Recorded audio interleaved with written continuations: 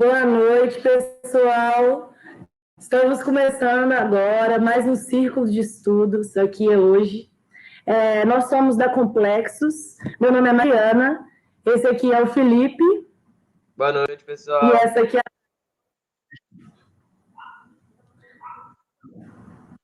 Então, estamos aqui numa jornada já. Hoje nós estamos dando início ao nosso sexto círculo de estudos.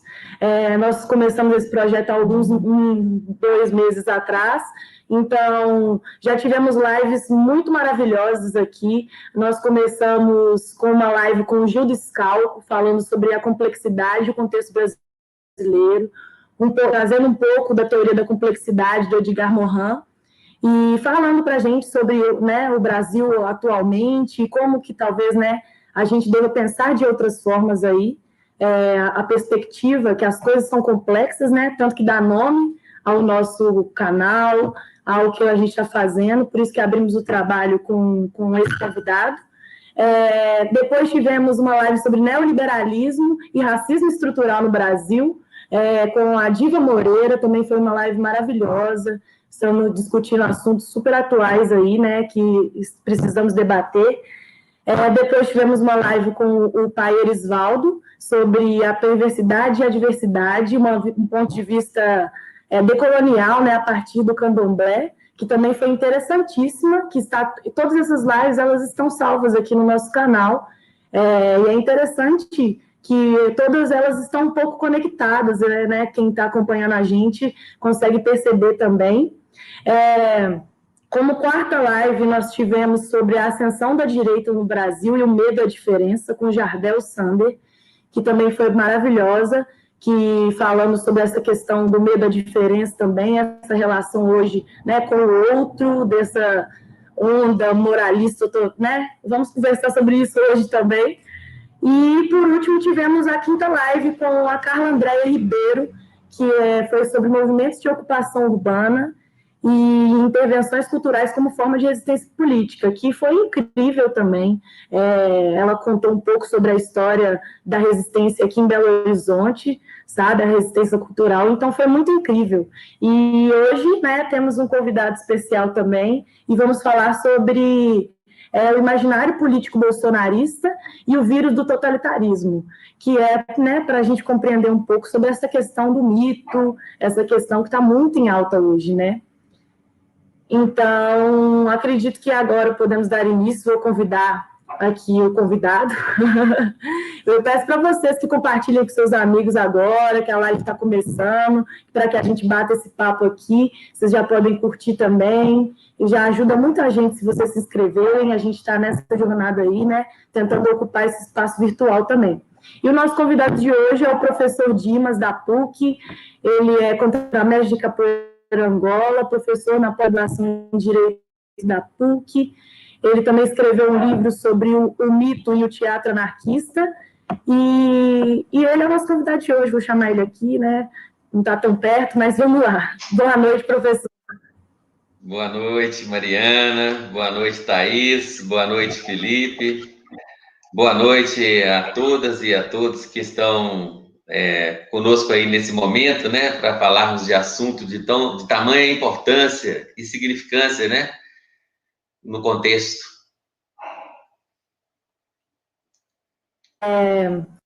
Então, eu acredito que as pessoas também estão chegando aqui agora, né? Já estão dando boa noite aqui no chat. Agradeço que vocês estão aí participando.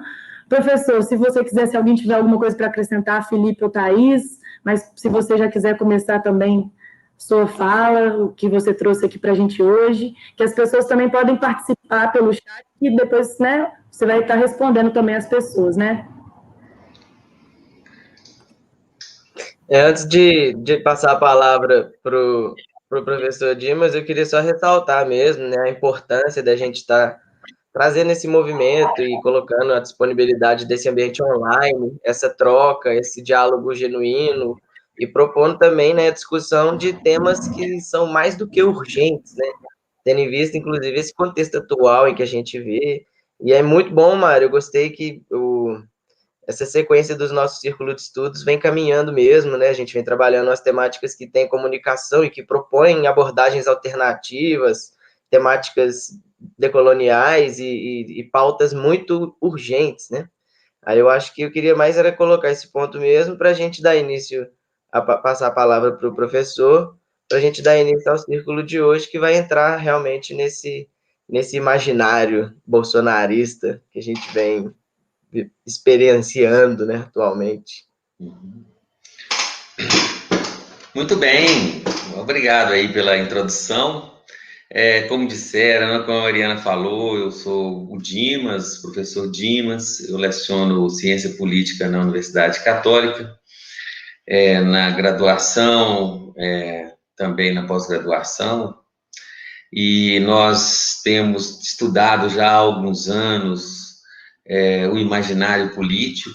Eu vou dizer depois exatamente de que se trata o imaginário político, mas o importante antes de começar no tema é chamar a atenção para o fato da necessidade de nós termos diagnósticos melhores da situação que vivemos, da situação política que vivemos.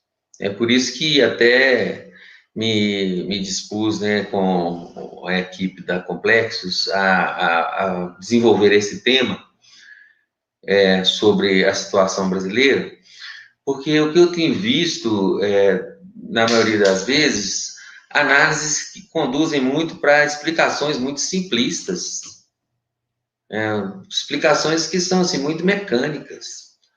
Por exemplo, agora nós tivemos uma última pesquisa sobre a popularidade do Bolsonaro e ela está em alta. Mesmo aos olhos da esquerda, que ao tempo todo vaia, grita, xinga, ridiculariza. Outro dia eu estava em uma conversa, assim, dessas de Twitter, né? Foi no Twitter, estava alguém entrou e conversou, foi um sistema, uma situação de um diálogo ali, onde a pessoa me ridicularizou quando eu falava sobre as relações ou as semelhanças desse movimento de Bolsonaro, bolsonarista, que a gente está chamando, ou bolsonarismo, com os movimentos nazistas. Aí essa pessoa me ridicularizou, dizendo que o Hitler era inteligente e Bolsonaro é burro. Essa desqualificação do inimigo, porque é inimigo, não é adversário, tá? Vou deixar isso bem claro. Essa desqualificação do inimigo não leva a nada. Só nos leva a estar no lugar que estamos. Mesmo porque se não conseguirmos uma leitura melhor do que é o bolsonarismo, do que pode ir se transformando à medida que o tempo passa, e ele o comanda, se nós não fizermos uma leitura certa, nós vamos ser de fato pegos pela incapacidade de compreender com o que nós estamos lidando. É importante a gente, então, fazer leituras. E as leituras na política não são só as leituras que leem números efetivamente, ou que leem, ou que partem dessas explicações que coincidem, né? Saiu o auxílio agora, então o auxílio foi associado diretamente a Bolsonaro e Bolsonaro bombou, né? Cresceu porque foi na onda do auxílio. Bom, alto lá, ó. Nós podemos também buscar outras formas de explicação que vão dar um outro campo de análise e que vão nos levar para outras compreensões sobre o fenômeno. Então, a pessoa desqualificava lá o Bolsonaro chamando ele de burro. Olha, como que uma pessoa, entre aspas, burra, tem quantos milhões de seguidores? Aliás, quando você olha o tipo de Hitler e o tipo de Stalin, não eram exatamente tipos intelectuais geniais, não, pelo contrário. Na verdade, tipos ridículos.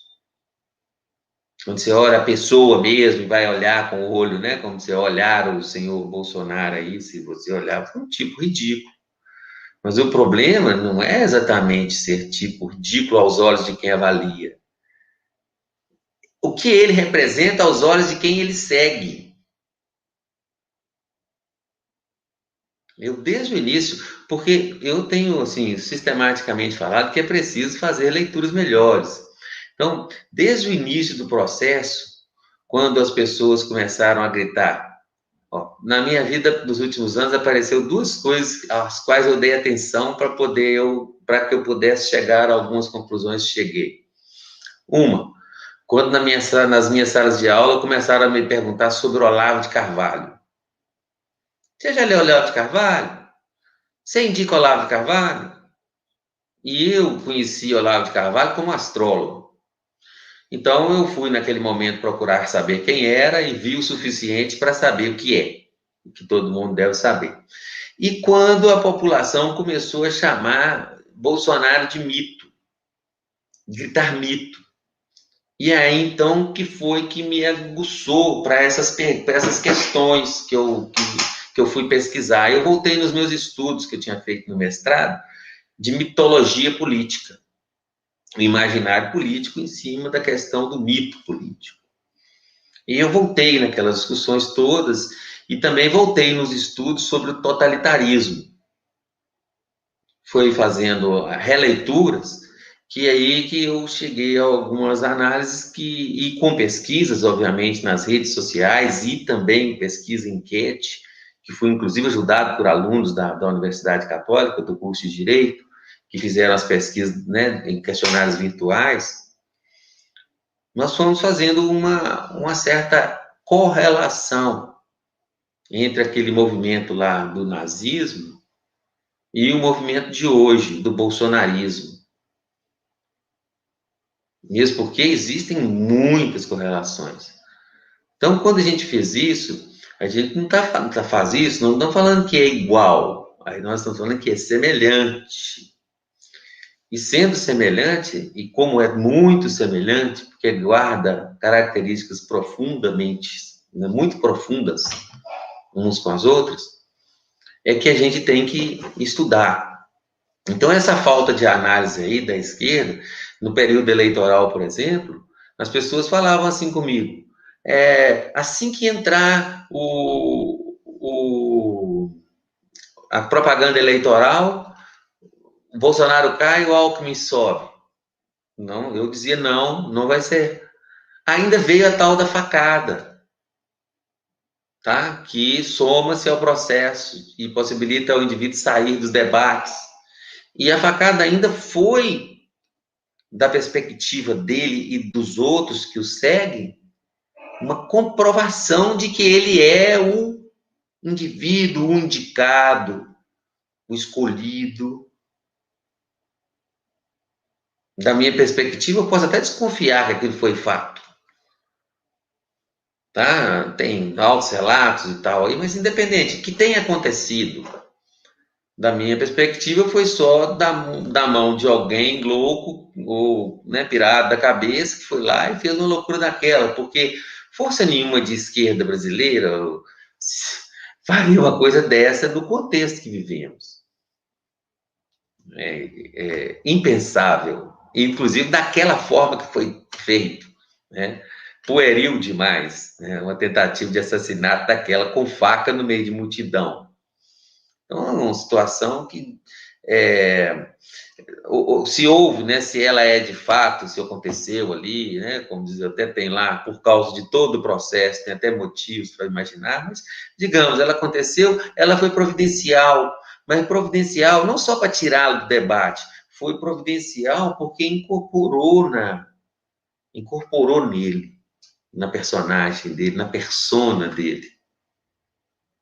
Entendam, nós estamos discutindo com alguém, o Bolsonaro, e aí eu estou falando de imaginário político, e eu vou entrar depois mais detalhado, mas nós estamos falando de alguém que todas as evidências dizem contra ele. Estou certo? Todas as evidências dizem contra ele. Rachadinhas, Queiroz, o Covid, que vou comentar especificamente, porque para a esquerda o Bolsonaro saiu-se mal no Covid. Será? Será que saiu mesmo para o seu público? Tanto que o público cresceu. Então, eu estou sem óculos, vai aparecendo algumas coisas aqui, eu não estou lendo nada. Deixa eu colocar o óculos aqui. Eu só coloquei Oi. isso que eu tinha colocado, era só para as pessoas irem mandando perguntas aqui no chat, que elas podem. Que aí, Mas tá tudo bem, Mariana? Tô abrindo assim com compreensão, porque nós estamos diante de um fenômeno que as pessoas têm que compreender um pouquinho melhor, porque tudo aos olhos de nós, né, os nossos olhos, parece que ele só está fazendo bobagem. Sim.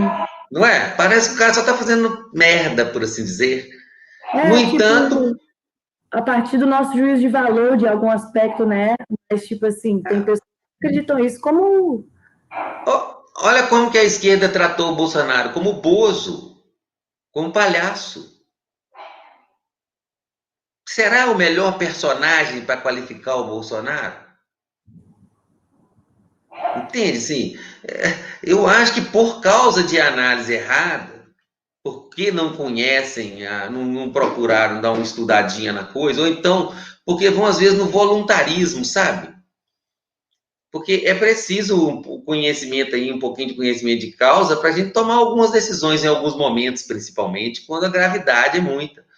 Vocês sabem que daqui a pouco tempo o Celso Mello vai se aposentar e o Bolsonaro vai começar a indicar ministros para o Supremo. Isso é gravíssimo.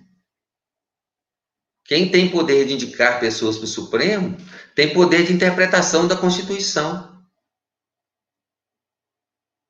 Ok? Então, assim, leituras que estão fazendo já há algum tempo, essas leituras assim, muito apressadas, aí sai Bozo. Será que seria mesmo essa a melhor opção? Tratá-lo como palhaço? Rir das palhaçadas dele, ou zoar da forma que se zoa? Ao passo que o público dele manteve-se fiel, porque não caiu nunca dos 30%, 30 e poucos por cento, aos números aí, nunca caiu e está crescendo.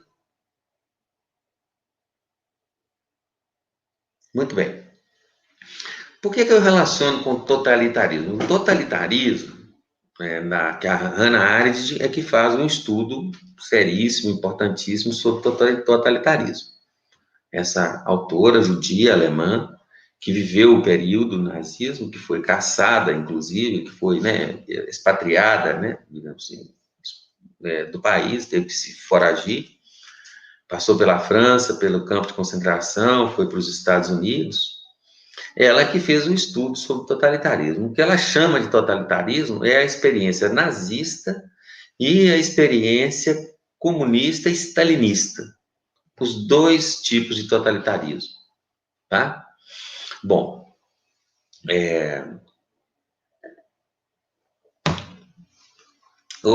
Mariana, eu vou te pedir que no momento aqui da minha exposição, não coloque coisas por enquanto, não, deixa eu me concentrar um pouquinho, senão eu me desconcentro. Tá bom. Pode separar as frases aí, depois a gente lê, mas no momento que me perco um pouco e às vezes eu vou demandar de estar mais concentrado, tá bom? Chama a atenção da gente, tá bom? Obrigado. Está bacana, pode continuar, fica tranquilo. Eu vi que a Beatriz comentou algo, mas deixa que daqui a pouco eu comento. Vocês podem continuar falando ali do lado, dar o like, né, Mariana? Compartilhar, né? Dá o like, compartilhar aí, mas e continue no chat aí, conversando aí, mas é porque eu só pedi a Mariana para evitar porque me chama a atenção e perco um pouco o raciocínio, que eu preciso dele agora, lúcido, né? Claro, para poder expor. Bom, desses dois movimentos, chamaríamos um de extremismos opostos, de direita e de esquerda, os dois vão se chamar totalitários no sentido de que ela analisa sobre algumas perspectivas que fazem diferença a ditaduras comuns. Porque, segundo ela, esses tipos de totalitarismo pretendiam um poder total, tanto sobre o indivíduo, ou os indivíduos, aqui objetivando mesmo a criação de um novo homem, ou de uma nova humanidade, né, para ser melhor, um novo Adão, ou um novo Adão e uma nova Eva, uma nova humanidade, construída a partir, inclusive, dos modelos de campo de concentração, onde se faz experiências humanas, inclusive a experiência da subjugação contínua. Então, pretende um domínio total do indivíduo e pretende também o domínio total da humanidade. Então, não se trata de exatamente ditaduras nacionais, trata-se de ditaduras, de modelos, né? São ditaduras, são modelos autoritários, obviamente, mas que têm uma pretensão de internacionalização, de tomar o mundo todo. Aqui no caso do nazismo, a ideologia de base, obviamente, é a racista, é a racial, né? A ideia de uma supremacia branca, né? Que teria um direito de dominar todo o planeta, todos os seres e todos os humanos. E, de outro lado, seria uma ideologia de classe, tá? Uma ideologia de classe, onde o proletariado, portador de uma razão histórica, existiria, né, uma certa demarcha, uma certa marcha, um certo trem da história, né, que é o mito mesmo de um trem da história que caminharia num sentido, e quem perdesse o trem da história estaria fora, né, da história. Então, por um lado, você tem uma ideologia racista que vai dizer que, inclusive, a miscigenação é um problema gravíssimo, porque deteriora ou degenera moralmente e fisicamente a humanidade. E você vai ter do outro lado a ideia de um progresso, de uma história que caminha e quem está fora está morto. Então, as duas ideologias, elas comportam um elemento de terror muito grande. Porque todas duas, elas comportam, primeiro, uma divisão muito extremista entre o bem e o mal. O bem de um lado e o mal do outro. Bom, estamos, então, dentro de um certo imaginário, né? Um certo imaginário que tem muito a ver com a palestra, com a live do Pai Erisvaldo, né? Um imaginário que só consegue trabalhar com dicotomias e, de preferência, simplificações, que encontra o bode expiatório, no caso dos nazistas, especificamente nos judeus, e especificamente entre os comunistas, você teria os camponeses que estariam fora da história, perderam o trem. Então, acaba que tudo se justifica em função de um tipo de racionalidade ou da história, ou então uma justificação, uma naturalização, né, uma biologização e uma ameaça, né? Da seguinte maneira: se a miscigenação continua, nós teremos deficientes físicos, nós teremos deficientes mentais. Muito bem. Esses movimentos, eles se sustentaram, e aí vamos direto mais para o nazismo, que eu acho que tem muito mais a ver no momento. Eles se suportaram sobre massas. Massas, o que são massas? As massas são geradas, a massa não é só quantidade de pessoas, não é aglomeração. É um fenômeno da modernidade, as massas modernas, né? E essas massas, elas têm como característica, esses indivíduos massa, em geral não gostam de política, ou estão fora do sistema político, ou não se interessam por política. Na verdade, segundo a Hannah Arendt, esses indivíduos, essa massa é composta de indivíduos isolados. Eles, ao mesmo tempo que são muitos, são isolados, porque não dialogam exatamente, trocam ideia, informação, ou buscam uma um consenso, uma discussão. Geralmente são indivíduos que estão muito dispostos a impor a opinião, o que pensam. Bom, esses movimentos de massa, essas massas fora das classes, porque elas não estão na organização de classe e não se veem representadas no sistema político. Aqui no Brasil, elas se desenvolveram com muita força. A própria propaganda que nós encontramos constante nos nossos editoriais de jornais, combatendo o mundo político, combatendo as instituições políticas, desqualificando com frequência a política, desmobilizando a ação política ou o interesse político do povo, levando as pessoas a pensarem que político não presta, que é tudo corrupto, que o Estado não presta. Todas essas questões aí, que hoje nós temos um grupo enorme de pessoas que falam isso, que pregam isso, é justamente essas pessoas que são o público desses movimentos totalitários, desse tipo de movimentos totalitários.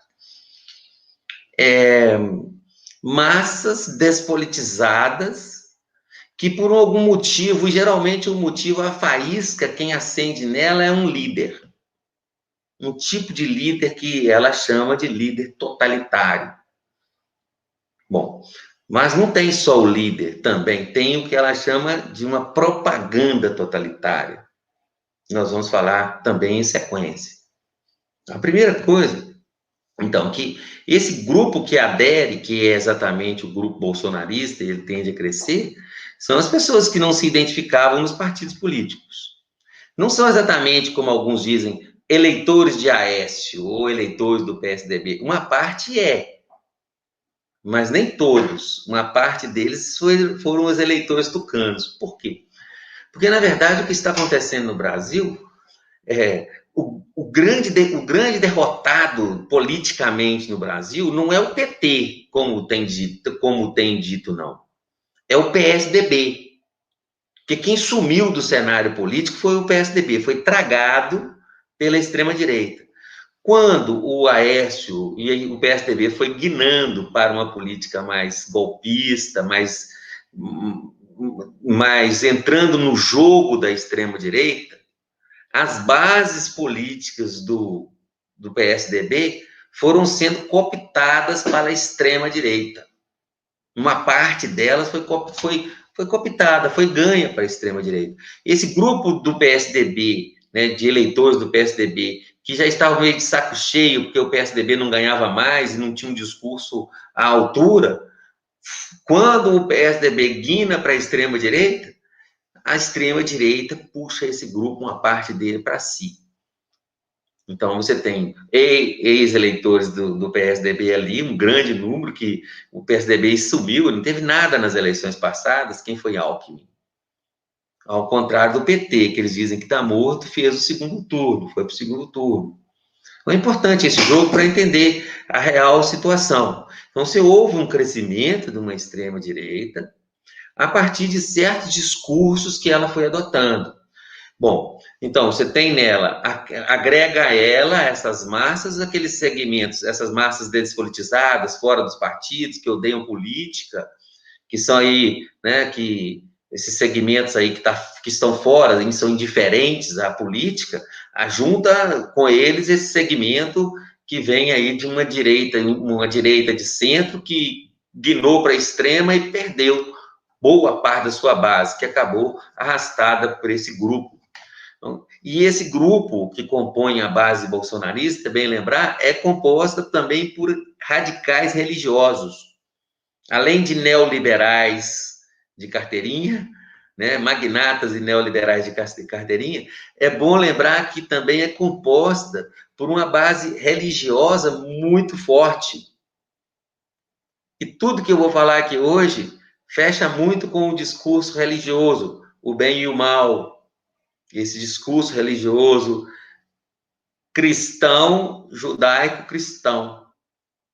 Porque é dentro desse campo que a gente está mexendo, que a gente está que dentro desse campo que está as questões aí das principais características desse imaginário.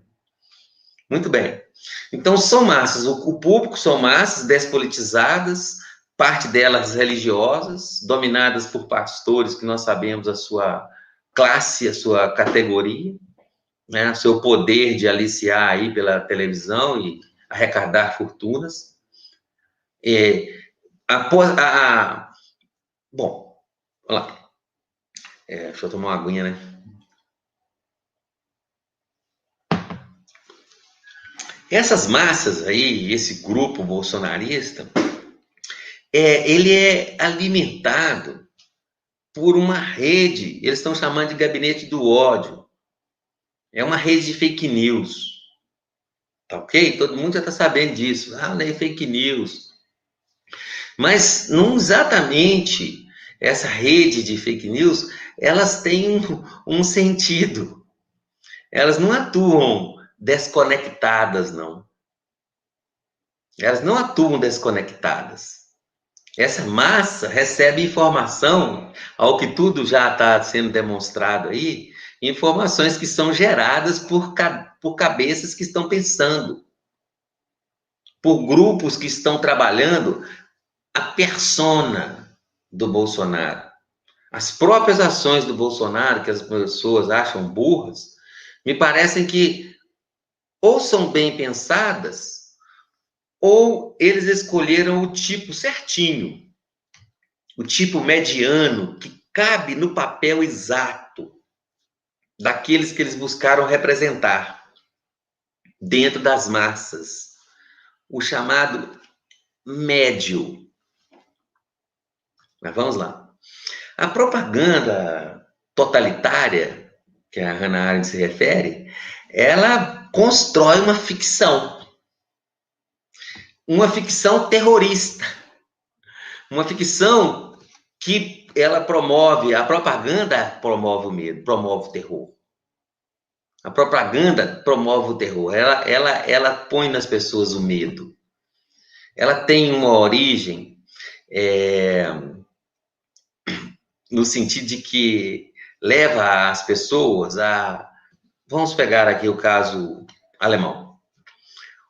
O fundamento todo da mitologia política do nazismo, né, e vai encontrar em teorias de conspiração. É teoria conspiracionista. Então, se tem uma conspiração dos judeus que é denunciada pelos nazistas. Essa conspiração dos judeus, ela cria um quadro geral de paranoia. Presta atenção. Quando a gente entra no campo das teorias conspiracionistas, nós entramos num campo que a gente chama de mito da conspiração. Bom, cabe lembrar que quando a gente pensa em imaginário político, eu acho que é uma parte que é bom, que eu acho que eu fui me empolgando, e quando a gente pensa em imaginário político, nós estamos falando que as pessoas não pensam a política apenas nas bases da racionalidade. A política entra em jogo, ou as discussões que envolvem a política, envolvem tantas coisas das nossas vidas, que, em certa medida, quando entramos no campo das ideologias, elas acabam apontando as soluções de futuro, orientando o presente, falando do passado. Então, as ideologias políticas, elas têm, em sua essência, uma característica que herdaram em sua essência, uma característica das religiões.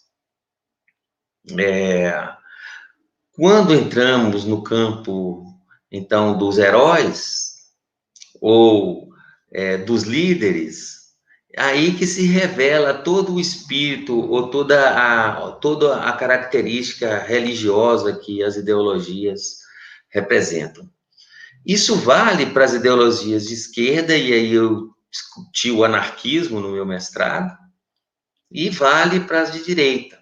de extrema-direita, efetivamente, como nós estamos falando aqui. Então, o nazismo, ele cria uma ficção de uma conspiração dos judeus. A prova da ficção é um livro chamado Os Protocolos dos Sábios de Sião. Bom, aqui no Brasil, a extrema-direita vem há muitos anos, isso aí eu fiz pesquisa, ela vem há muitos anos, desde que se formou o Foro de São Paulo, ela vem difundindo a ideia de uma conspiração comunista. Veja, conspiração comunista não é novidade nenhuma na história brasileira, no sentido de que a extrema-direita utilizou da conspiração comunista para dar um golpe. Não é novidade. A novidade, desta vez, foi que a extrema-direita encontrou no Foro de São Paulo a imagem. Porque quando a gente fala de imaginário político, nós estamos entrando também num campo que a gente pensa no mito político. Um autor importante, Jorge Sorel, ele diz que o mito é uma imagem forte, é uma força motriz, uma força de mobilização.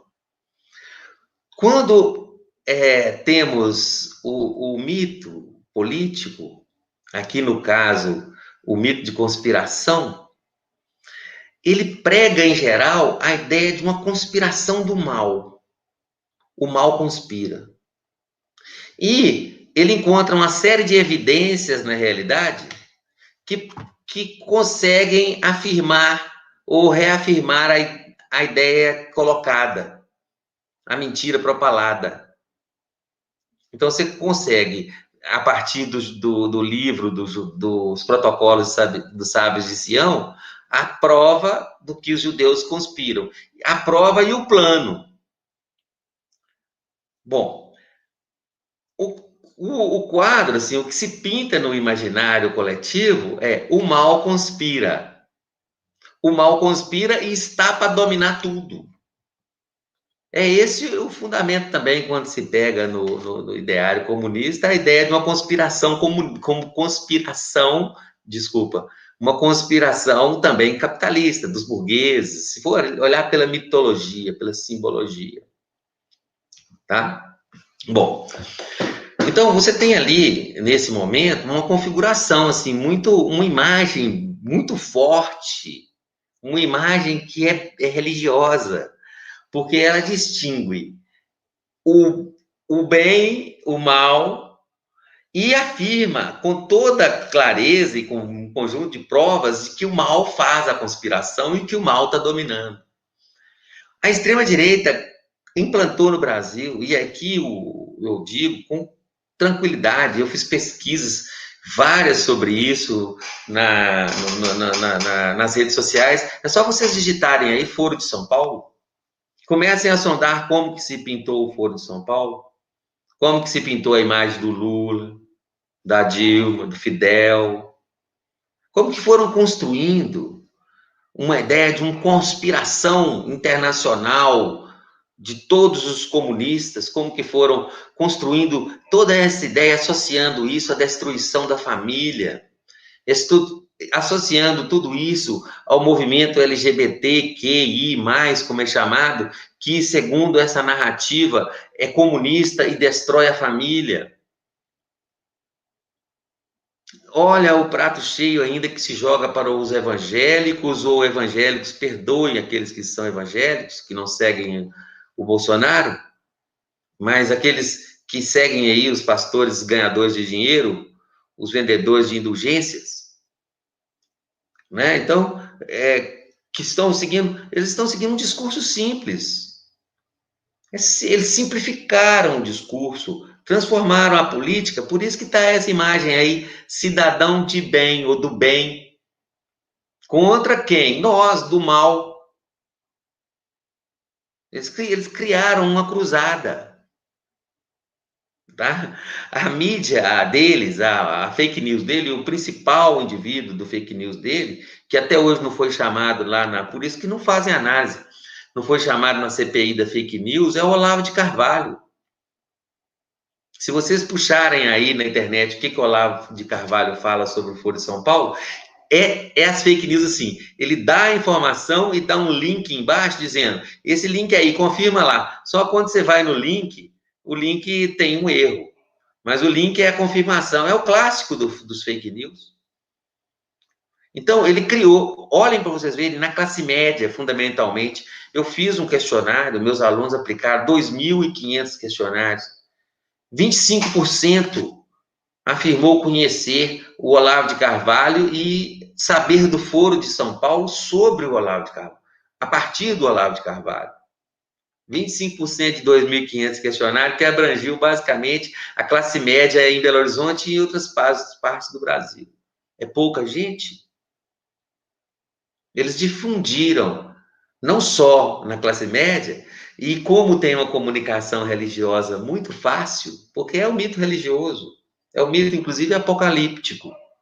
O mal está dominando. Quando você cria essa mitologia, o que você espera? Você espera que o bem reaja. A conspiração do bem. Entendem? Então, o que se pretende? Você fala que um está conspirando, mas você espera que o lado do bem reaja contra a conspiração. E aí esse bem se forma na forma de complô do bem. É isso que são as mitologias, de conspiração. Elas visam isso, elas visam levantar as forças do bem. Então, quando vemos episódios como o da Lava Jato, e alguns falam, teve um complô. Teve mesmo, foi. Quando vemos juízes de primeira instância cassando decisão de presidência da República em um segundo, nós temos conspiração.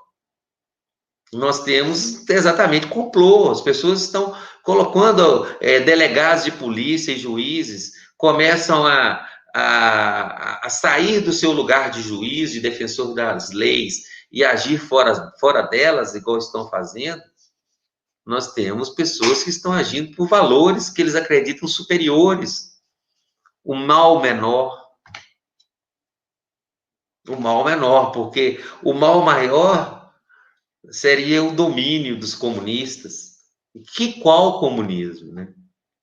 É tão engraçado que quando você entra no imaginário bolsonarista, a Rede Globo é comunista, grandes corporações econômicas são comunistas. É só você ouvir o Eutrabe, que foi ministro da Educação, os filhos de Bolsonaro, o próprio Olavo de Carvalho, o próprio, né? Bom, o imaginário é conspiracionista. E eles não param. O movimento, porque o totalitarismo é movimento, e não pode deixar de ser movimento. O movimento, então, o tempo todo se retroalimenta com elementos conspiracionistas. Observem para vocês verem. O óleo no Nordeste, conspiração. A queimada na Amazônia, conspiração. Tudo é conspiração. Tudo é alguém. E o movimento cria inimigos objetivos, provoca movimentos, provoca pessoas que ele quer provocar.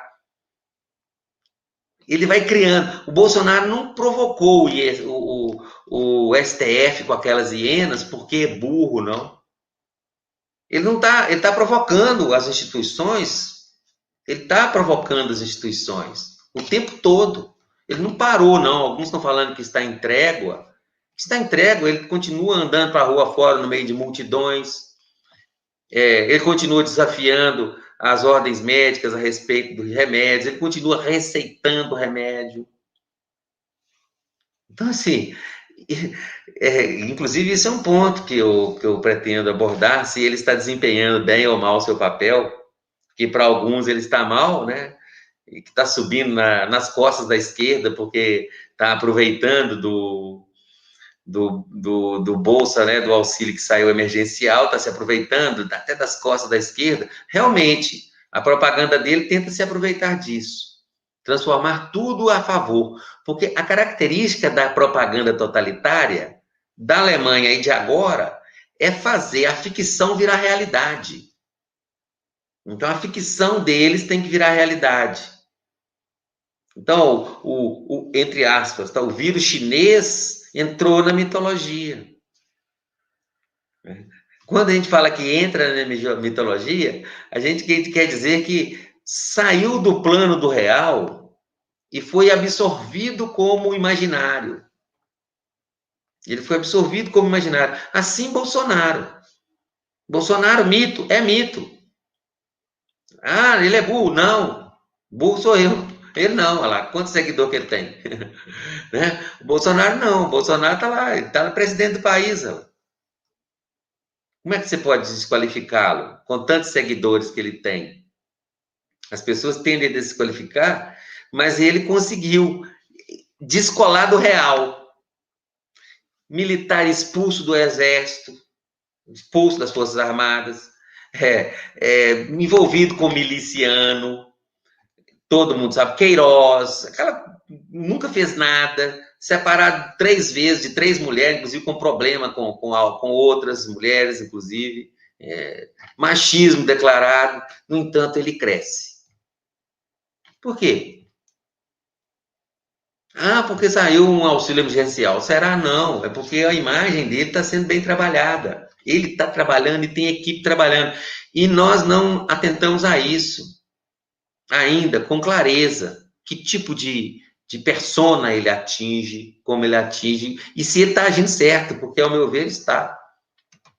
Tá? Não que ele está agindo bem, que eu acho que tá jóia, né? Não, é isso que eu estou dizendo. Estou dizendo que ele está fazendo o papel, e no papel ele está se desempenhando bem. Abre o olho, se não entendermos esse processo, né? Bom,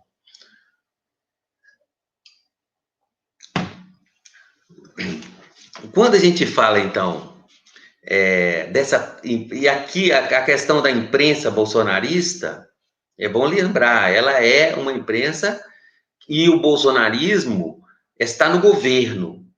Estando no governo, ele tende a transformar aquela que era propaganda em doutrinação.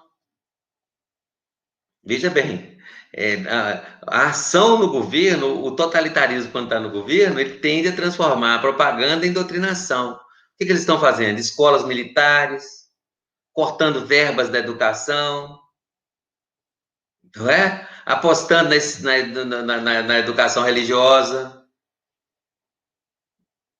Então, a propaganda totalitária, ela no governo, ela ainda toma um outro sentido. O senhor Olavo de Carvalho, eu não sei se isso é verdade, mas rolou nas redes que ele estaria dando curso para os polícias militares brasileiros. Tem que investigar isso. Será direito isso? Temos que saber, né? É uma coisa que eu não sei se é verdade, mas rolou nas redes. E temos que saber. Porque doutrinação na polícia, mais ainda. Ou seja, mais mortes, mais violência. Temos que prestar atenção, porque por trás do bolsonarismo, né, a ideologia de supremacia branca é que está colocada. É uma ideologia de supremacia branca. O bolsonarismo, ele acompanha o movimento do Trump, o movimento do Boris Johnson. Essa extrema-direita, toda ela, no mundo hoje, por isso que esse movimento também é internacional. Eles, inclusive, fazem a reunião deles aqui no Brasil. Ela é articulada e trabalha com as mesmas metodologias. Quando vocês lerem esses livros, Guerra Híbrida, na verdade, eles estão manipulando as mesmas coisas, as fake news, todas elas têm um sentido de criar terror, pânico. Aqui no Brasil são os comunistas, os venezuelanos, os cubanos. Lá na Inglaterra foi a invasão dos turcos. Nos Estados Unidos, os negros e latinos. Eles construíram uma narrativa que tem uma mesma característica no mundo todo, uma característica de conspiração e de promover o terror na população, o medo. Então, se vocês fizerem aí as pesquisas que eu falei de fazer na internet, sobre como que eles colocaram e como que Tem vídeos que as pessoas chamam o Olavo de Carvalho e não, chamam os amigos para vejam vocês, o Olavo, ele fala, é verdade, não é uma ficção, não é teoria da conspiração, é verdade. As teorias das conspirações, elas são todo dia alimentadas, o imaginário todo é alimentado com conspiracionismo. Olha como que Bolsonaro se saiu com relação ao corona. Primeiro, o vírus é chinês, conspiração comunista. O vírus não é chinês, tá bom? Mas o que dizem? Faz parte da conspiração comunista. Bolsonaro se colocou contra o isolamento e ofereceu um remédio, a cloroquina. Depois ele começou a dizer que os médicos estavam matando as pessoas porque não estavam receitando o OMS, não estavam receitando a cloroquina. A culpa, ele transfere. Ele, ao mesmo tempo, boicotou as ações do isolamento, que provocou mais morte. Sim, ele provocou mais morte. Mas, para quem ele discursa e quem o escuta, na posição que ele está, como eu disse, ele foi absorvido, desculpa, pelo imaginário. Ele deixou de ser real. Ele entrou no campo do mito. Ele entrou no campo do herói. Quanto tempo isso vai durar? Eu não sei, pode ser que não dure, mas pode ser que dure. O quanto que a narrativa que eles estão construindo durar, pode durar tudo isso. E os estragos que já estão fazendo são enormes com indígenas, com quilombos, com pobres. Os estragos com a educação são enormes. Esses estragos todos que estão realizando, eles são muito grandes. Já são genocídios que estão ocorrendo. E se começar a indicar ministro do Supremo, porque no poder eles têm que fazer a ficção se formar realidade. No caso do corona, então, é exemplar a conduta dele.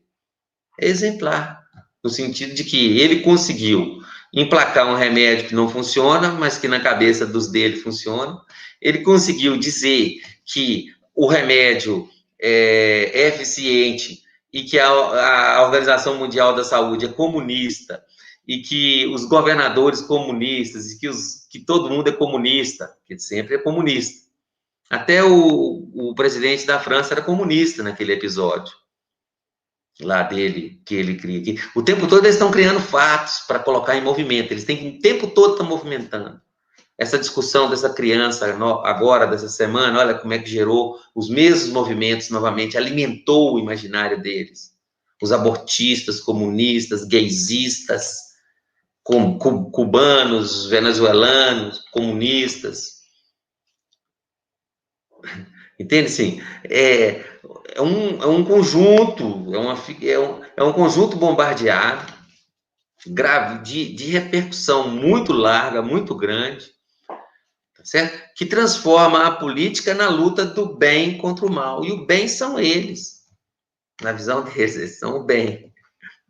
Então, morrem índios e são o bem. Morreu mais de 100 mil pessoas, mas essas 100 mil pessoas morreram porque o Bolsonaro, ele quis ajudar.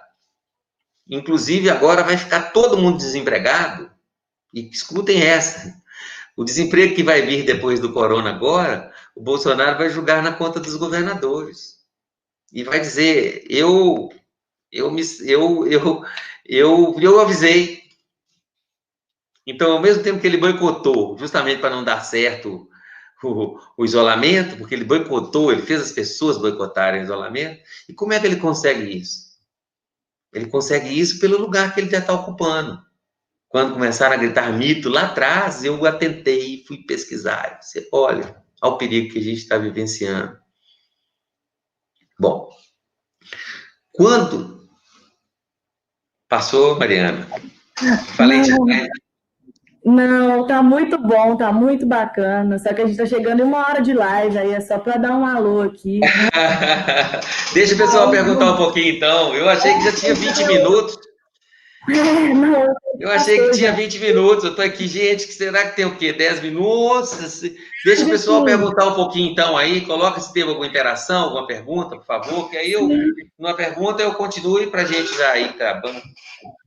sim, é porque as pessoas estão interagindo aqui também, aí a gente, né, dá Sim, agora. desculpa. Só que eu pedi assim para as pessoas que estão aqui online, né, que curtam aqui o vídeo, compartilhem depois com os amigos, observem lá no nosso canal que a gente tem outros círculos de estudos também, que assim vocês possam compartilhar mesmo, se inscrever no nosso canal, ajudar esse processo aqui para a gente está tentando aqui ocupar esse ambiente virtual com conteúdo de qualidade, né, que a gente possa estar realmente promovendo debates aqui, que a gente possa realmente estar construindo pensamento, né, e muito bom pensar realmente, professor, está sendo muito bom pensar sobre essa questão do conspiracionismo, essa questão do mito, é muito interessante. Mas eu vou fazer uma propaganda aqui do seu curso, eu vou compartilhar minha tela segundo.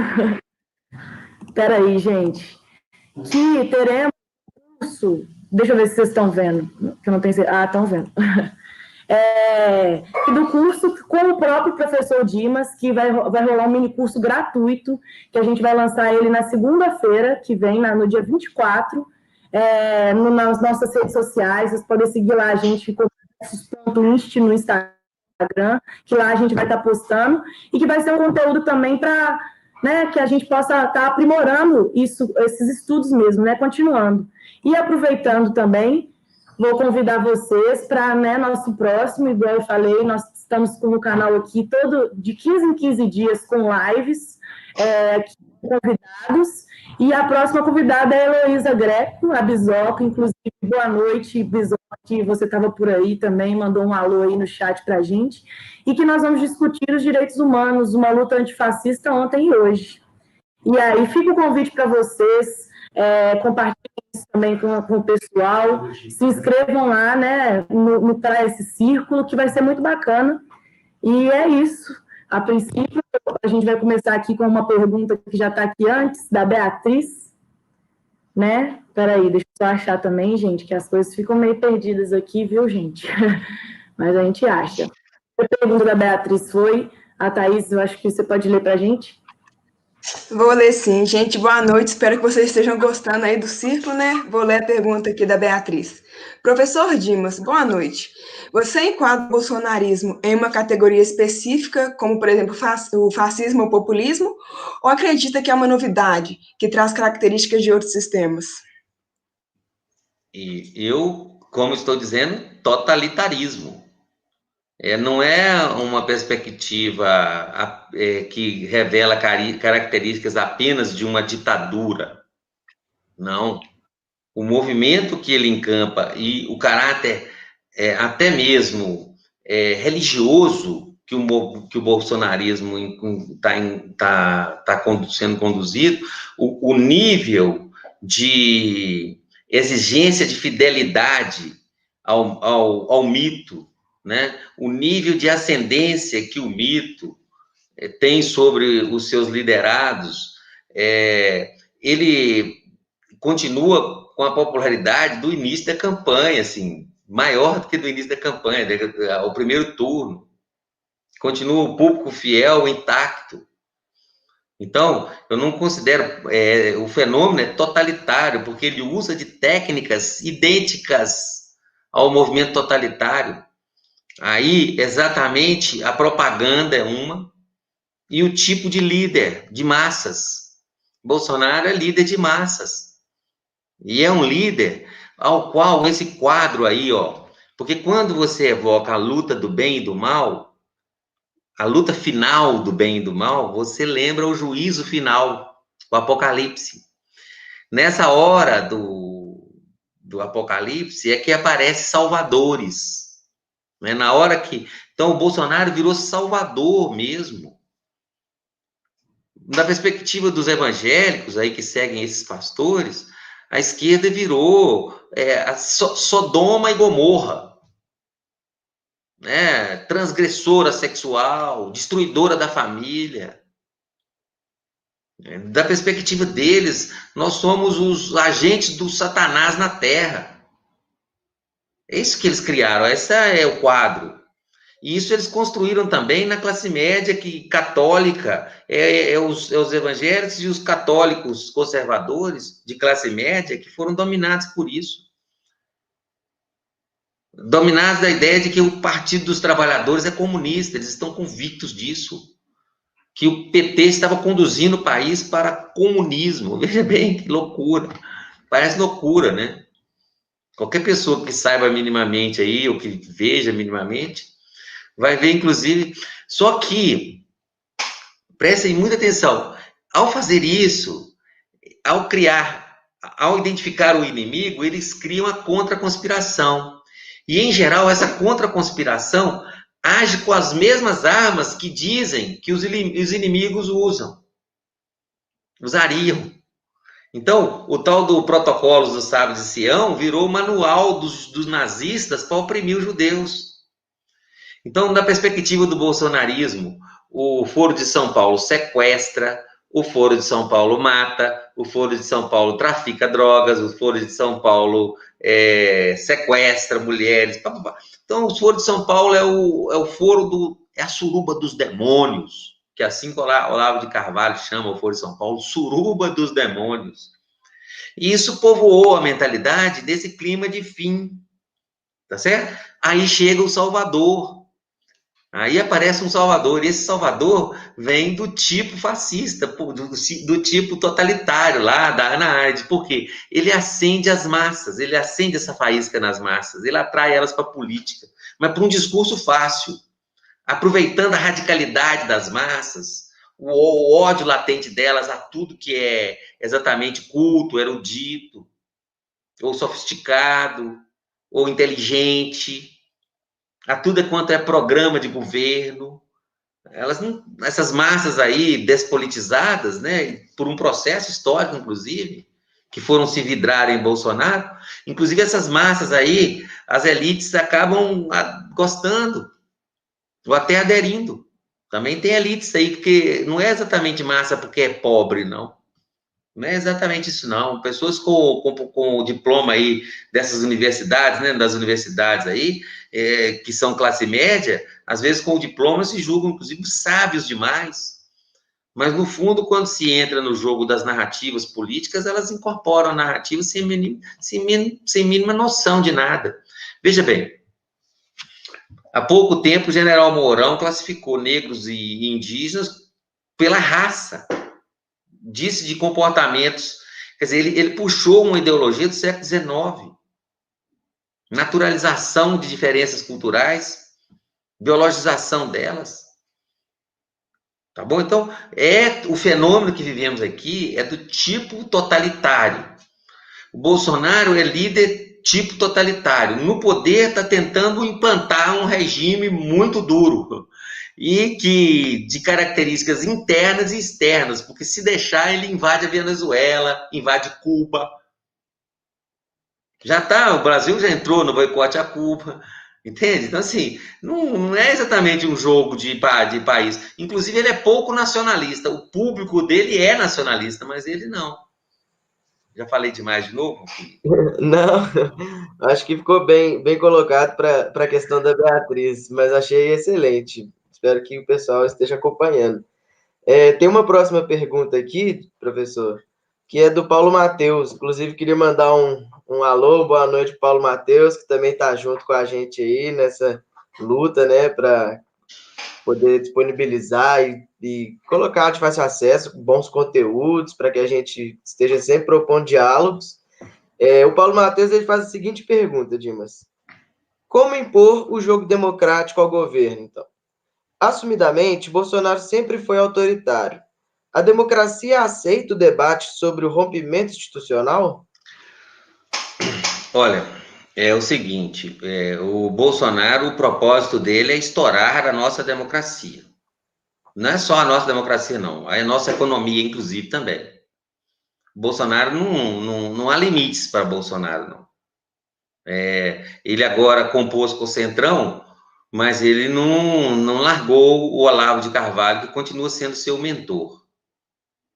Então, assim, o Bolsonaro é perigo real para a democracia, é perigo real para o planeta, é perigo real para a floresta, é perigo real para indígenas, para pobres, é perigo real para o povo. Ele é perigo. Ele e o seu mentor são perigosos, muito perigosos. Inclusive, se passar da pandemia, ele conseguir transferir para os governadores e prefeitos a culpa do desastre, que já era dele, aí nós vamos ter o Bolsonaro mais forte ainda, porque ele está agindo, presta atenção no que eu vou dizer agora, o imaginário e o herói. O herói aqui é um tipo de profeta, é aquele que o Weber chama de líder carismático, né? É um tipo de profeta. Basicamente, o Eutrábio, que é o ministro da Educação, há pouco tempo, se referiu a Josué, Bolsonaro como Josué, ou Moisés. O Josué foi o sucessor de Moisés. E, na verdade, o arquétipo do profeta é esse. O arquétipo do herói aí, desse tipo de líder, é esse. É o guia. É o que vê além. É o que está na frente. Entende? Então, por incrível que pareça. Ele é burro. Burro não. Ele entrou nesse arquétipo aí, ó. Ele está ali, nesse lugar de líder, de guia. Tá? Ele conseguiu esse lugar porque ele ativou as massas. E nas massas, aquilo que eles chamavam assim, de homem-massa, ou indivíduo-massa, é o médio. Aliás, o Bolsonaro é o tipo médio perfeito. Ele é capitão, ele está no meio. Ele não está nem abaixo nem acima, ele está no meio da hierarquia. Ele é o médio. Aliás, quem quiser entender melhor sobre isso, é um livro de direita, que chama A Rebelião das Massas, de Ortega y Gasset. Ele fala da rebelião das massas, ele explica exatamente o que é o massa, o indivíduo massa. Ele é o meio, é o mediano. Então, a persona que eles construíram, tanto que o Bolsonaro fica parecendo como se fosse pobre, médio, hábitos simples, é o que ele apresenta para suas fotos de chinelo Raider, na mesa, na simplicidade, com os filhos relaxados. Ele faz o papel. Eu não sei até que ponto ele faz ou ele é. E aí eles conseguiram promover aí pelos esses algoritmos, né, por esses meios de comunicação agora, e chegar ao perfil, aproximar esse perfil. Esse perfil do médio, do mediano. Quando a Regina Duarte falou assim, ele é o tiozão do churrasco, e algumas pessoas brincam por aí, tiozão do churrasco, estão certíssimos, é isso mesmo. É aquele indivíduo que faz chacota com as coisas, ele é preconceituoso, e as brincadeiras todas são preconceituosas, ele faz o tempo todo esse uso disso. Mas passa na brincadeira, na chacota. É um indivíduo, é um tipo de indivíduo que ele não aceita um debate, porque ele quer impor a opinião, então ele chega pronto, com a verdade pronta. Então é difícil até conversar com o bolsonarista, não tem jeito, não tem diálogo. Eles já começam te xingando de comunista, de vagabundo, de desconfiando da sua sexualidade, que é o que eles fazem o tempo todo, um assunto que tem alguma coisa, às vezes, com as questões sexuais. O tempo todo eles agem assim, já vão para cima, te atacando de uma maneira, regra geral. Não é? Então, ele parece lá com isso, é um tipo de líder, tá? Que as pessoas seguem cegamente. Seguidores de Bolsonaro são fiéis mesmo. Oi, Mariana. Fala demais. Olá. Fala não, tá legal, tá bacana. Tá muito interessante o assunto, assim, só que tem mais perguntas chegando também, entendeu? Oh. Isso. Então, mas vamos ler as perguntas aí. Lê duas perguntas juntas. Eu vou ler uma aqui da Kátia Saissi. Professor, o senhor não acha que a pandemia poderá ser usada para a criação e reforço do mito do apocalipse? É muito interessante, né? É interessante, mas a verdade é que a mitologia que nós estamos vivendo já é a mitologia apocalíptica. Tá certo? A mitologia é apocalíptica. Na medida que você cria a ideia de que o mal está dominando, Então, você já criou a imagem do apocalipse, né? O apocalipse é a luta final do bem e do mal. Então, se o mal está dominando, é preciso do bem reagir. Então, porque esse vírus foi colocado desde o início, preconceituosamente, como vírus chinês, e a China, né, se diz que se fala a China comunista, então esse vírus chinês entrou na mitologia aí, sim, né, nessa mitologia que eu estou falando dela, apocalíptica, no sentido de que é um vírus comunista também, que foram os comunistas que colocaram esse vírus. É só você acompanhar como eles falam. Então, nesse sentido, a pandemia veio reforçar que os comunistas estão pretendendo o mal e que o nosso herói, o nosso guia, por tudo que ele fizer, ele está fazendo para o nosso bem. E qualquer coisa que ele fizer, nós vamos aceitar, porque o mal que ele enfrenta. Então, o Bolsonaro, inclusive, conseguiu mesmo. Ele conseguiu, no imaginário, passar para as pessoas que o seguem que ele é antissistema. Que ele é antissistema. Ele conseguiu passar isso. Ele criou, de certa forma, aquela ideia de que há uma idade de ouro, falar de imaginário, que a ditadura militar foi um período maravilhoso. E lá atrás é que era bom, que a ditadura que era bom. Ele conseguiu isso, eles conseguiram isso a partir das suas mentiras. E agora eles estão reforçando isso em ação. Então, esse momento agora da pandemia, eu estou dizendo, ele se saiu super bem.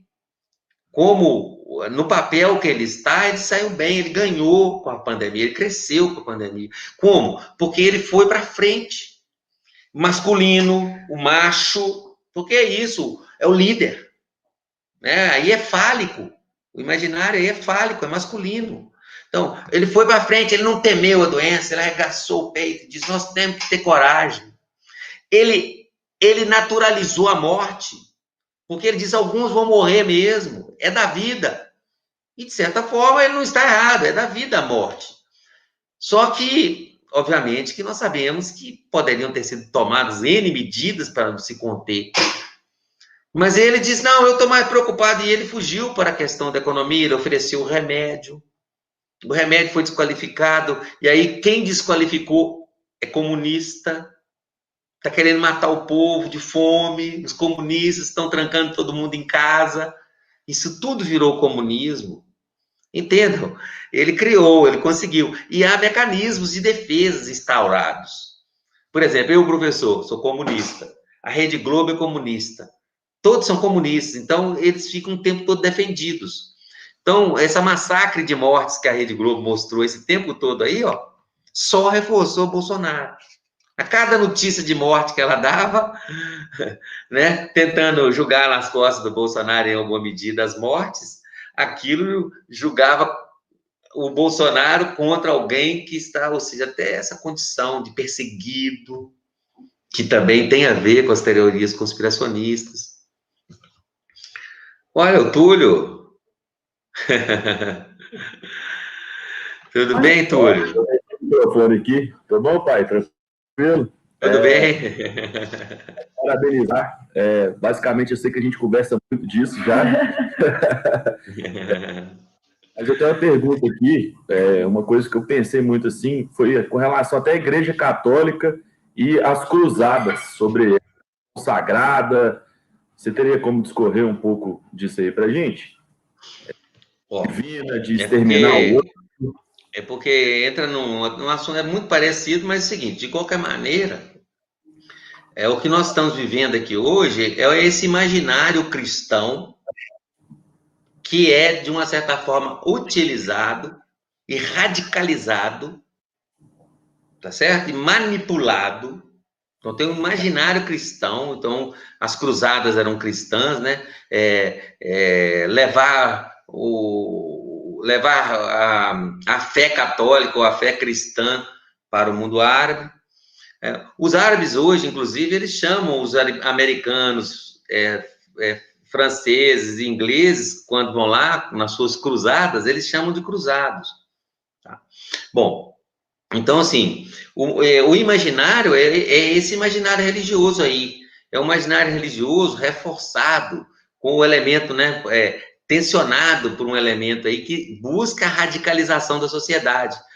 A mitologia apocalíptica esteve por trás de todos os processos revolucionários em todas as épocas. Essa mitologia de apocalipse, né, de um fim. Isso está presente nessas lutas quando a gente estuda a mitologia política, né? Então, é muito importante a gente localizar esse figura que é do tipo profeta aí, que eles tentaram colar, né, essa figura nesse cidadão, no mediano, o médio, aquele que não é nem acima nem abaixo. Leiam Ortega y Gasset, para vocês verem. É um pensamento conservador, como disse, mas ele descreve o homem massa, o indivíduo massa, tá? E a manipulação desses mitos aí, ó, que ele está operando, que colocam ele na condição desse líder, desse guerreiro, desse capaz de guiar o povo pelo deserto, né, de guiar a marcha do povo em rumo a uma terra prometida, livre dos comunistas, ele está desempenhando bem. Ele está conseguindo fazer, usar das suas manobras, das suas redes de fake news, porque não é, os fake news estão todos articulados numa narrativa só. Isso que talvez tenha que ter percepção. A tal da mamadeira de piroca não fez efeito porque eles colocaram a mamadeira de piroca na mão do Haddad, não. Fez efeito porque essa mamadeira de piroca está associada à ideia de que Haddad está destruindo a família. E a esquerda, o comunismo, é contra a família. E que o comunismo é a encarnação do demônio. E que precisa de que os santos se reúnam contra o mal. É isso. Por incrível que pareça, o que está por trás, o substrato da coisa é essa. O mito, esses mitos já foram usados outras vezes na história da humanidade, justamente com as mesmas finalidades. Criar esse vínculo aí, esse movimento aí desse tipo aí, religioso, oposto, né? Sim. Pode falar, Felipe? Sim, fazendo um pouco um gancho com o comentário que o Trulio trouxe, inclusive cabe um parêntese, porque eu quero colocar um pouco sobre a questão do indivíduo massa, um pouco a razão do sem razão, né, o direito a não ter razão, que traz um pouco sobre essa cegueira que muitas vezes esse fundamentalismo e essa adesão a esses mitos que podem provocar. E o parêntese que eu queria colocar é um pouco relativo mesmo a esse caso recente que a gente viu da menina de 10 anos, que deixa um pouco claro assim, o absurdo que é essa questão de um fundamentalismo, quando isso vem jogado e é utilizado também nesse campo político para poder sustentar essas teorias conspiracionistas e tudo isso. Porque eu vejo comentários aqui na live que trazem muito um pouco sobre justamente essa cegueira por parte da população, um pouco focado nesse público mais específico ali, os bolsonaristas ali, que até um determinado ponto estava com tudo para lutar contra a corrupção, mas que agora essa luta contra a corrupção fica um pouco mais seletiva. Aqui a gente tem o comentário do Jardel, que traz, por exemplo, por que os escândalos de crimes do 01, a rachadinha, e do 02, as fake news, não afetam essa aceitação do Bolsonaro entre essa população que justamente se posiciona na luta contra a corrupção? Acho que você discorreu bastante. Isso. Mas nada cola nele, professor Jardel, meu amigo. Nada cola nele. O Bolsonaro já saiu do real e já entrou para o imaginário desse turno. Se a gente pode desconstruir isso, é a função, entendeu? A função é desconstruir, mas nada cola. E tudo que ele falar vai ser tido como verdade. E toda solução que ele der, né, se nós não conseguirmos desconstruir, e como que nós vamos desconstruir isso? Olha, o imaginário é esse. Então, se existe um imaginário, é dentro do imaginário que a gente tem que discutir. Eu acho que a escola de samba da Mangueira foi muito feliz quando pegou Jesus, por exemplo, colocou de arma na mão. Né? Ela discutiu no imaginário ali, ela, de certa forma, provocou algum clique. Algumas coisas que eu tenho chamado aí de choque estético. Tá? O que nós precisamos é a arte. O caminho da comunicação é a arte. Eu acho que é bem esse... Perdão, cortar, porque eu queria vir puxar esse gancho para você poder discorrer mais abertamente sobre isso. Nesse sentido, fechando um pouco esse comentário mais especificamente sobre esse público bolsonarista que está ali cegamente e com unhas e dentes para defender o seu capitão, como que essa passagem desse real para o imaginário traz e possibilita que a gente coloque mesmo a pensamento como é que isso se traduz no laço social, como é que isso e a relação com o outro se torna uma coisa impossível. Inclusive, esse horror à diferença, que foi muito discutido em outro círculo de estudos, e queria pensar justamente sobre as alternativas mesmo, como combater o Bolsonaro nessa guerra da comunicação e como provocar, discorrendo agora especificamente sobre o que você já vinha trazendo, esses choques estéticos, essas alternativas que a gente já vê como ferramentas, né, como armas poderosas, como foi a estratégia da Escola de Samba da Mangueira. Olha, a primeira coisa que nós temos que entender que a ideia é bem e mal. Nós somos o mal, tá bom? Nós somos o mal é a gente, e o bem é eles. Isso aí é o fundamento da coisa. E essa dicotomização, nessa dicotomização bem e mal, não há espaço para diferença. A diferença é mal. Né? A diferença é o mal. Qualquer coisa que não seja exatamente no padrão mental que eles acham que o indivíduo médio acha que é o certo, por exemplo, família, pai, mãe e filhos, isso é família. Esse mesmo indivíduo é aquele que coloca lá um pai, mãe e filhos e coloca família. Aí coloca um cachorro, uma cachorra, uma cadeia, uns cachorrinhos e fala família. Aí depois ele coloca lá 2 mulheres e uma criança, ou 2 homens e uma criança e escreve. E isso são 2 homens e uma criança. Esse pensamento médio, sabe? Esse pensamento médio que não consegue sair disso. É esse que foi ativado pelo bolsonarismo. Entendeu? Ele pegou o médio, o indivíduo que ele não quer aprofundar, ele não quer pensar. Então ele não lê, ele não é exatamente intelectual, ele se contenta com Veja, revista Veja, fotos, a capa do jornal, as manchetes. Inclusive, uma das melecas maiores da nossa situação, né, por falar meleca, né, é que a nossa imprensa tradicional, a nossa imprensa, a grande imprensa, ela é também totalitária, porque ela é mentirosa de ponta a ponta. A grande imprensa brasileira, ela é altamente totalitária.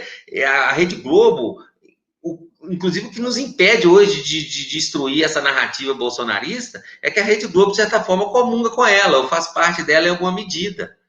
Porque o que leva Bolsonaro ao poder foi justamente que a grande mídia brasileira não falou desde o início que isso é extremismo, não contou a verdade sobre as milícias, ocultou, comprou a história da Lava Jato, e até hoje comprou e continua vendendo a história da Lava Jato, enquanto a verdade não vier à tona, né, e a justiça brasileira não se comportar como justiça, porque eu estou vendo certos jogos aí da própria justiça para perdoar o Deltan Dallagnol. Eu não sei, tem muita gente confiando que o Moro vai ser condenado no sentido de que vai ser desqualificado, né? Mas será que vai? Então, assim, lembre-se aquela história. Houve um complô, e o complô foi da direita. A direita acusou a esquerda de complô, mas é ela que está no comando de um complô. Sabe por que tiraram o Lula da cadeia? Olha o tanto que nós perdemos a força depois que o Lula saiu da cadeia. Ué. O Lula estava mobilizando uma outra mitologia do martírio. O Lula também é herói, mas tem que ser entendido de outra maneira, não como é o Bolsonaro. O Lula também está no campo do mito, só que aí nós vamos... também líder, só que tem diferenças entre eles, tá bom? E também o Lula não é extremista, tá? Nunca foi. O fato de ser líder, o fato de ser herói, não quer dizer que você tem que ser extremista, não. O Lula é republicano, nunca nem foi socialista. O Lula é republicano. E o republicanismo, inclusive, que nos ferrou, porque foi muito republicanismo, tá? E, então, Agora, então você tem heróis de todo tipo, né? Mas ele também está nesse nível de heroicização aí, que o Bolsonaro chegou. E pode continuar, e pode avançar, depende de como vão tratar.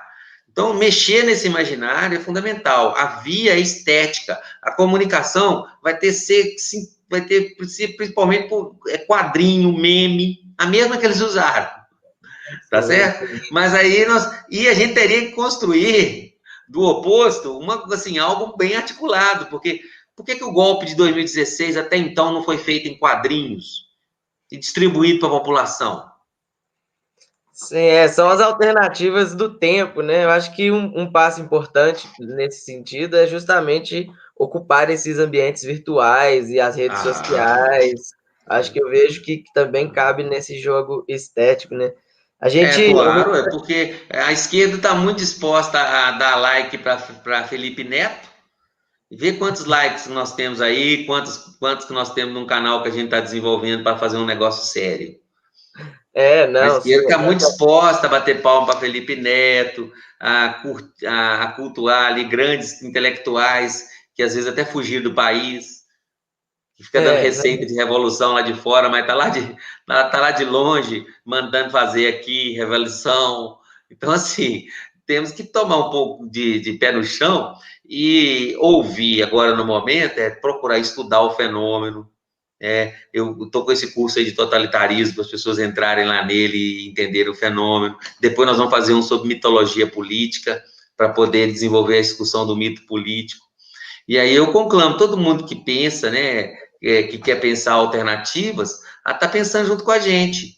Tá certo. Porque, assim, não dá para poder ficar partindo de imaginar que de uma hora para outra, porque ganhou R$600, o indivíduo virou bolsonarista. Sabe? É muito mecânico.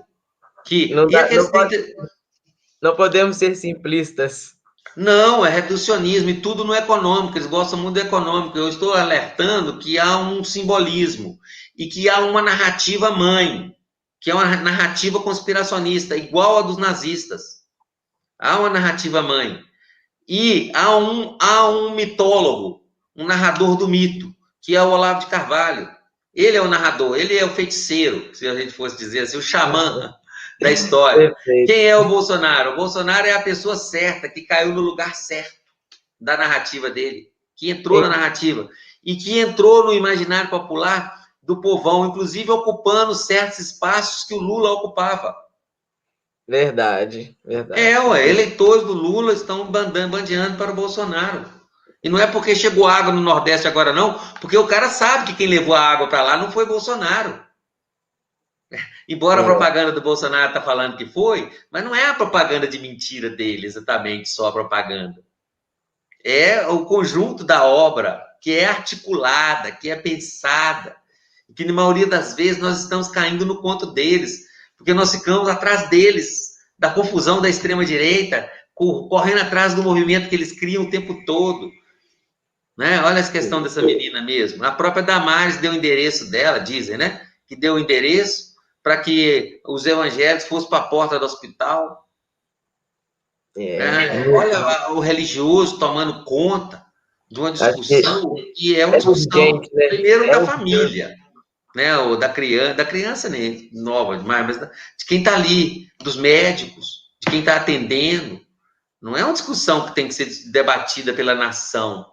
Tem a lei, inclusive, que diz que o aborto é legal no caso. Olha para vocês verem o tumulto que provocaram, irresponsabilidade com a criança, desde o violentador até a sociedade aí, que violentou a seu modo. Então, eu acho que é tempo mesmo. Só para lembrar aqui, eu sei que está todo mundo empolgado, e isso é realmente um assunto para várias horas. Mas só para ser a pessoa chata que fala que tem 1h30 de live já. Tem que ter. Bom, tem que terminar, né? Tá muito bom, mas tem que terminar, né? Eu pensei assim, que talvez a gente tem várias perguntas aqui, talvez a gente possa também estar fazendo um vídeo aí para a galera, assim, que a gente poste no nosso canal. Só o professor aí, né, o meu pai também, no caso. As perguntas que foram feitas aqui, para a gente também não se estender assim demais, mas talvez a gente possa responder mais uma aqui ao vivo, ou Felipe, você estava falando quando ele te cortou, se você quiser terminar seu raciocínio, mas vamos caminhando aí, né? Encaminhando para concluir. Inclusive, eu tenho aula virtual daqui a pouco, tenho um compromisso com alunos, e realmente está na hora, eu vi aqui o horário é 8h30, estamos na hora de concluir. Você quer falar, Felipe? Pode falar que eu faço finalmente. Para colocar mesmo que nós estamos caminhando para o final, aí eu teria duas perguntas ali para a gente fechar mesmo, mas aí fica a critério. Pode ler as perguntas, que se for o caso eu dou uma pincelada rápida e prometo alguma alternativa. Bom, então vamos lá. Para finalizar mesmo, acho que já estendemos demais. Tem uma pergunta da Nanda Araújo, que ela fala assim, se fala muito na esquerda em trabalho de base, mas esse é um trabalho muito moroso, a longo prazo. Enquanto isso, o desgoverno passa o trator. Não seria a hora de radicalizar? Acho que foi até bastante comentado, né? As alternativas, formas de agir que trazem esse efeito, mas... Olha, no momento, a nossa radicalização, Nanda, tem que ser na comunicação, nas artes. Nós temos que desconstruir uma narrativa.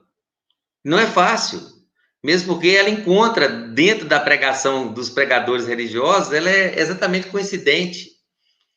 Então, nós temos que desconstruir uma narrativa. A guerra hoje é essa, é a guerra da informação.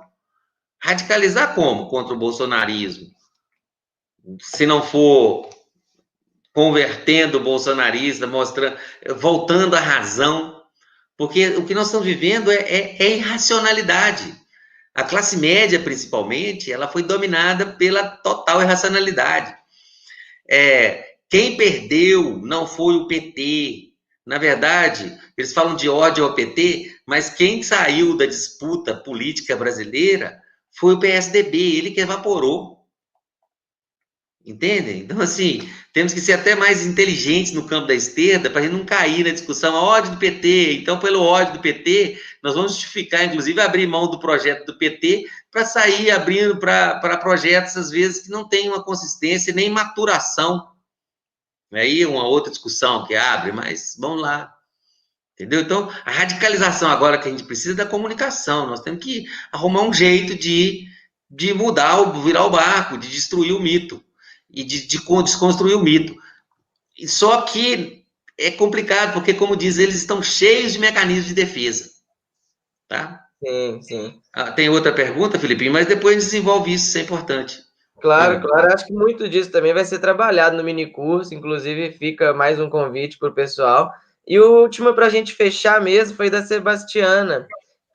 Só falar aqui, Felipe, licença, só porque você falou já do minicurso, a Kátia Saissi acabou de comentar sobre o minicurso também, que eu acho que é importante aqui, pessoal, que a gente vai publicar sim, segue se tiver no Instagram, no Facebook, a gente vai estar postando nas redes sociais. Se você puder também se inscrever no nosso canal aí, a gente vai estar comentando aqui. Mas ele será lançado na segunda-feira. E é um conteúdo que, ao se inscrever, você vai receber essas aulas e pode fazer o curso, vai receber um material ali didático também, preparado pelo professor Dimas, que é o curso sobre o totalitarismo da Hannah Arendt, que vai ser bem bacana. Mas aí pode seguir a pergunta aí, só para fazer o gancho aqui. Sim, e se inscrevendo também nos eventos do Círculo, através do Simpla, você também entra nos e-mails e você pode receber o material via e-mail também. E para a gente fechar, professor, como fica o Estado laico na era bolsonarista? É a pergunta da Sebastiana Batista da Silva. Estado laico sempre foi uma ficção, né? A separação nunca exatamente aconteceu como se esperava idealmente que acontecesse, né? Agora, a perspectiva do bolsonarismo e a base dele, convicta dele, está muito centrada em fanatismo religioso, né? Elementos de fanatismo religioso, o bem e o mal, a cruzada, né, como o Túlio usou, a cruzada do bem contra o mal, que eles estão levando a cabo, né? Inclui, inclusive, a indicação de ministros do STF evangélicos, justamente para quê? Olha o que deu agora a indicação do ministro da Justiça aí, evangélico, não é esse que é Batista, eu acho, se não me engano, que ele está fazendo? Ele está montando todas as bases de um aparelho policial. Olha o domínio da Polícia Federal que ele implantou agora, a perseguição que a polícia, as listas que a polícia está arrumando. Obviamente que ele não está conseguindo sozinho fazer tudo, dominou tudo ainda não. O totalitarismo no governo está a caminho. Ele não conseguiu, ainda tem forças na sociedade, dentro do Estado, que resistem. Mas quanto tempo vão resistir? Tá? Então, isso é uma questão aí a pensar, né? Então, eu temo, assim, e os perdedores dessas eleições aí foram aqueles agnósticos, né, os católicos, né, o grupo evangélico ligado ao bolsonarismo, ligado à corrupção religiosa, à venda de indulgência, é que ganhou as eleições do Brasil. Né? Então, é esse grupo que está no comando. Onde eles vão chegar? Bom, e a questão é do evangélico, desses aí, para ser sincero, eles não são cristãos.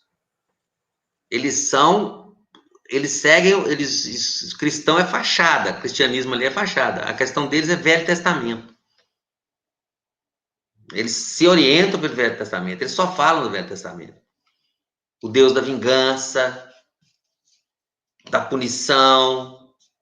Esse é, inclusive, o mito deles aí, o herói que eles arrumaram para nós aí. Da arma, da guerra, o senhor dos exércitos. É por isso que tem sentido a arma na mão deles. Entendeu? Não é o Deus do amor do cristianismo aqui, do Jesus, cá, não.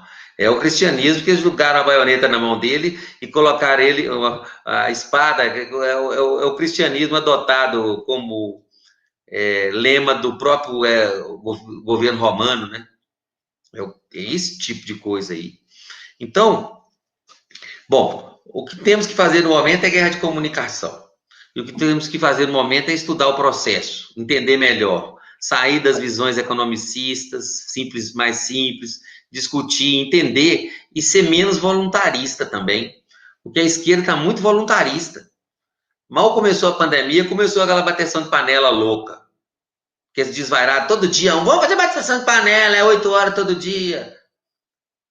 Sem planejamento, sem organização, sem método, sem centralização. É preciso centralização, é preciso de uma liderança que centralize o movimento para a gente resistir. É nazismo. É supremacismo branco. É neoliberalismo elevado ao extremo. Entendeu? Se a gente não resistir, estamos na água. Vamos morrer. Realmente, essa guerra da comunicação hoje em dia, como você pontuou, é muito importante. Por isso que eu vou aproveitar o gancho, falar para vocês compartilharem o nosso canal com as pessoas se inscreverem aqui.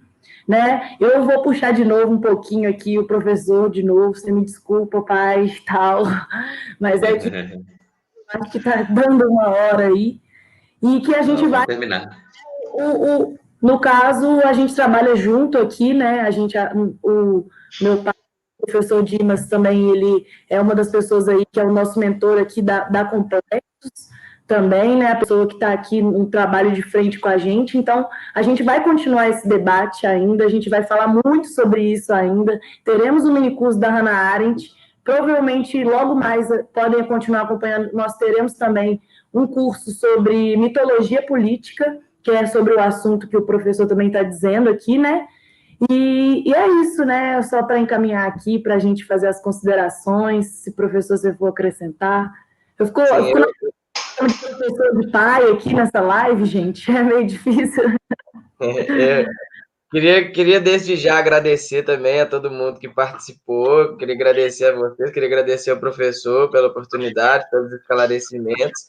Queria também deixar um gancho com o pessoal que todo esse conteúdo, todo esse material também vai ser disponibilizado em podcast, então, para estar tendo esse acesso, para estar escutando, que às vezes a dinâmica do dia é outra, então vai ter uma forma mais fácil de estar consumindo o conteúdo e tudo. E fica o convite para o nosso minicurso a ser lançado, fica o convite para o nosso próximo círculo de estudos, que vai trazer uma pessoa sensacional, assim, para discutir sobre os direitos humanos em BH. E muito obrigado a todos, e muito obrigado, professor Mari, Thaís. Sensacional. Muito obrigado, gente. Então, ó, eu agradeço aí a vocês, né, que me ouviram aí, que mais uma vez, né, que me ouve direto, e ao público que participou. Infelizmente, talvez não deu para responder todas as perguntas, mas entre em contato conosco aí no nosso canal. A gente vai estar dando esses cursos aí para ajudar. A literatura é importante, né, dá o like aí, né, como a Mariana falou, e é muito importante a literatura para a gente sobre mitos políticos, para estudar o que eu falei da conspiração, é o Girardet. Girardet, ele escreveu Mitos Políticos Modernos, tá? Então, nesse Mitos Políticos Modernos, ele trata da mitologia da conspiração e ele trata do arquétipo aí, ele trata do Salvador. Então, é por ali que a gente tem que entender esse movimento. Obviamente que o totalitarismo não é igual ao lá, exatamente. As coisas que estão acontecendo não são exatamente iguais, são muito similares em muitos aspectos. O risco é grande, tá bom? Então, um abraço a todos, agradeço a todos, tá? Um grande beijo, dá um like aí, curte, compartilha. Tchau para vocês. Então, um comentário aqui que a Adriana aqui, só para você ficar feliz também, ficaria te ouvindo muito mais. Então, é isso também. Vai ter muito conteúdo do professor Dimas aí, do meu pai aí, para a gente estar estudando, continuando, né, os estudos. Então, é isso. A gratidão aí, pessoal, que está acompanhando o Círculo, que está acompanhando o nosso trabalho. Boa noite para vocês. Obrigada, Adriana. Adriana, obrigado, tia. Tchau. Tchau.